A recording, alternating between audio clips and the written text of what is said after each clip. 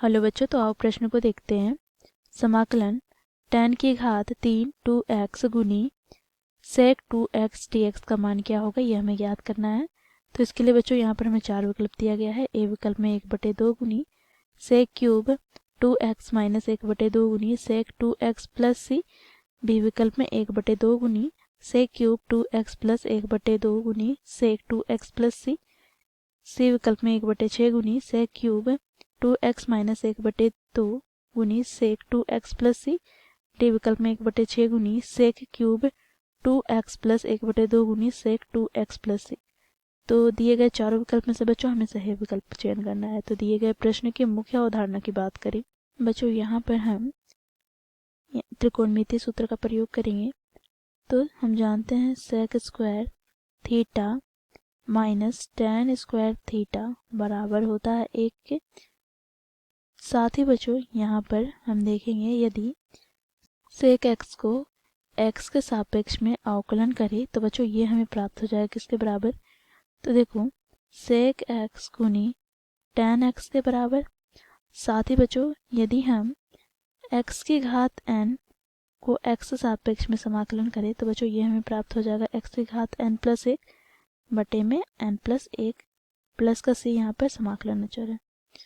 तो इस मुख्य अवधारणा की सहायता से बच्चों हम दिए गए प्रश्न को हल करेंगे। तो प्रश्न में बच्चों हमें समाकलन दिया गया है और इसे लिख ले। तो I बराबर यहाँ पर हो जाएगा समाकलन tan क्यूब 2x गुनी sec 2x dx। अब यहाँ से बच्चों देखो tan क्यूब 2x को हम लिख सकते हैं, देखो tan square 2x tan 2x फिर गुना में क्या है तो sec 2x dx। अब यहाँ से बच्चों देखो tan स्क्वायर 2x को हम क्या लिख सकते हैं, तो मुख्य अवधारणा में हम लोगों ने सूत्र देखा है sec square theta minus tan square theta बराबर 1 होता है। तो यहाँ से हमें प्राप्त हो जाएगा बच्चों देखो sec स्क्वायर 2x माइनस 1 और यहाँ पर क्या है तो tan 2x गुनी sec 2x और यहाँ पर dx। अब बच्चों यहाँ पर हम मान लेते हैं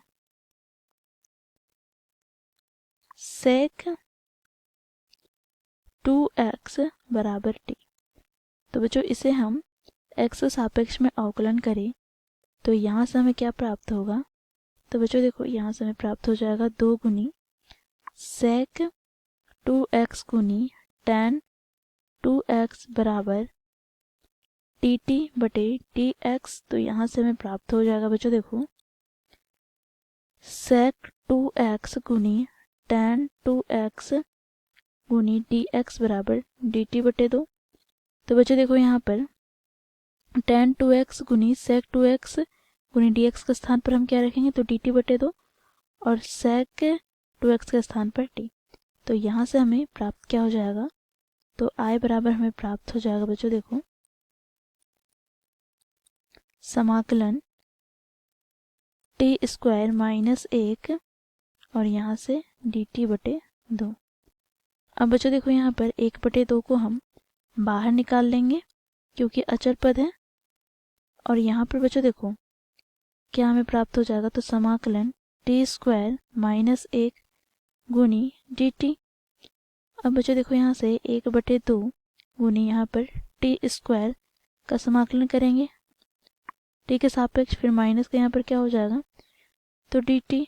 अब बच्चों देखो मुख्य अवधारणा में प्रयोग किए गए सूत्र की सहायता से इसका हम समाकलन करते हैं तो यहाँ पर हमें प्राप्त हो जाएगा t की घात 3 बटे 3 माइनस यहाँ पर t और प्लस का c यहाँ पर क्या है समाकलन अचर।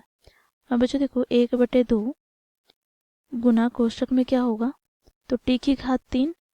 तो t हम लोगों ने क्या माना है तो sec 2x की घात 3 अर्थात sec क्यूब 2x हो जाएगा बटे में यहाँ पर 3 माइनस यहाँ से बच्चों देखो sec 2x और प्लस का c। तो बच्चों इसे हम सरल कर लें अर्थात कोष्टक को खोल ले तो हमें प्राप्त हो जाएगा sec क्यूब 2x बटे में 3 दूनी 6 माइनस sec 2x बटे 2 प्लस का c। तो ये हमें प्राप्त हो गया बच्चों दिए गए समाकलन का मान, अर्थात आया गया मान। तो ये हो जाएगा हमारा दिए गए प्रश्न का उत्तर।